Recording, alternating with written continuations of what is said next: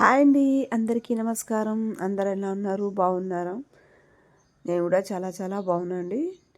ఏంటో మామిడికాయ వేలాడుతున్నాయని చూస్తున్నారండి. లేదండి, మామిడికాయ తోటకైతే వెళ్తున్నాం. నేను మా ఆయన ఇద్దరం కలిసి బండి మీద తోటకైతే వెళ్తున్నాం. ఇటు మా ఇంటి నుంచి దగ్గర బాటులోనే ఉన్నది.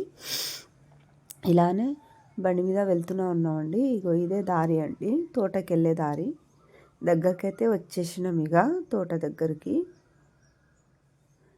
తోట అయితే వచ్చేసిందండి మామిడికాయలది.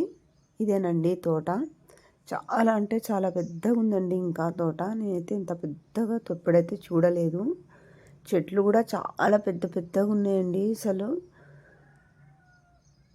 చూడండి, మామిడికాయల సీజన్. ఆవకాయ పచ్చడి పెట్టేద్దాం అన్నట్టు ఒక చెట్టుకే తీసుకొస్తాం మేము కాయలు. ఎప్పుడైనా ఒక చెట్టు కాయలే పెడతామండి. ప్రతి సంవత్సరం మా ఆయన పోయి తీసుకొచ్చేది. ఈసారి నాకు కూడా రమ్మని తీసుకెళ్ళారు తోడుగా. తోటంతా చూద్దు కానీ నీకు ఇష్టం కదా అన్నట్టు తీసుకెళ్ళారు. అయితే ఇద్దరం కలిసి అయితే తోటకి వచ్చేసినామండి. చెట్టు నిండా కాయలేనండి. నేనైతే అసలు ఎంత సంతోషం అనిపించిందంటే, ఎంత ఆనందమైందంటే ఇది చూడంగానే నాకు అసలు నాలో నేనే లేకపోయినా చెట్టు నిండా కాయలు చూసేసరికి చాలా ఆనందంగా అనిపించిందండి. నేను ఇలా చేతిలో పట్టుకున్నా, ఇలా ఆ చెట్టుతో కాయలతోట ఆడుకుంటా ఉన్నా అండి. మొత్తం తోట అంతా తిరిగినా అండి. ప్రతి చెట్టుకి కాయలే ఉన్నాయండి. ఇవి కోత మామిళ్ళు.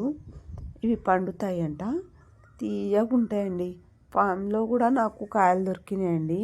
పండిన చెట్టు నుంచి రాలుతాయి కదా, అలాంటివి కూడా నేను చూసిన.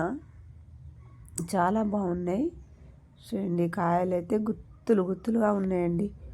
మామిడికాయ కాయలు అయితే చాలా బాగున్నాయి. కోత మామిళ్ళు అయితే కోసుకున్నా అండి. ఇలా చాలా అంటే చాలా బాగుంది తోట కూడా. చాలా పెద్ద ప్లేస్ అండి. అసలు నేనైతే ఎప్పుడూ చూడలేదు. చాలా బాగుందండి తోట. మొత్తం తిరిగినా అండి. అసలు ఇలా చూడండి, కాయలు చూడండి. చెట్టుకి కొమ్మకి చెట్టు నిండా కాయలేనండి. చూడండి,